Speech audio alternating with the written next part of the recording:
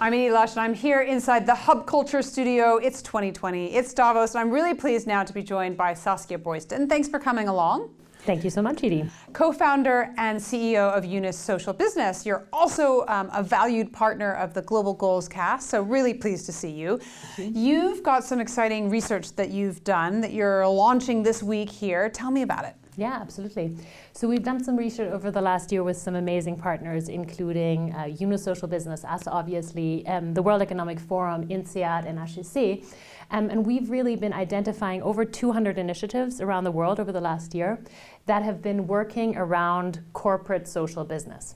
So social businesses, first of all, are companies that are 100% focused on solving a social problem, but doing it in a business way. And corporate social businesses are companies are basically social businesses run by corporations. Okay. So it's kind of a social business on steroids because it has the whole corporate power behind it. And we've been interviewing over 50 practitioners over the last year to really find out, you know, what are the strategies to make these kinds of things really significantly impactful, but at the same time to ensure that they survive in a profit-driven corporate environment.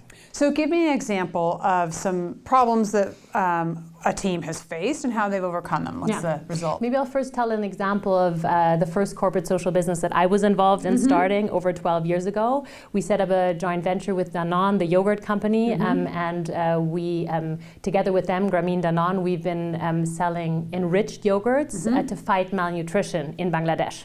So Danone really brought in their knowledge and competence around producing yogurt. We brought in our competence around how do we actually ensure that poor people get access to these important products, and created that as a sustainable business model.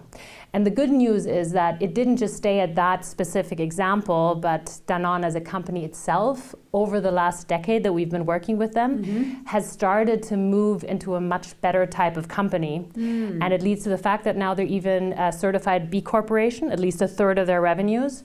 They take social topics into their decision-making processes.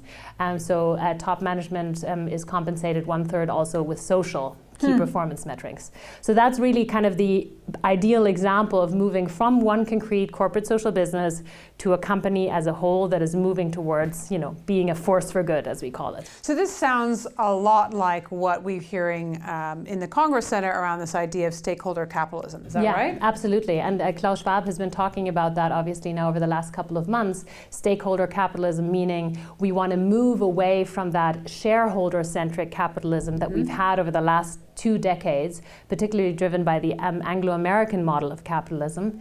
But we want to move towards a capitalism that actually ensures that business is there to serve society and not just its shareholders.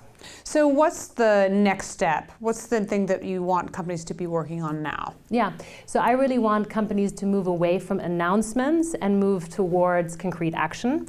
And I feel that there are so many CEOs out there that now understand that they have to do something, but they're not yet clear how. And so we're also, as part of that research, launching, and we call it business as unusual, by the way.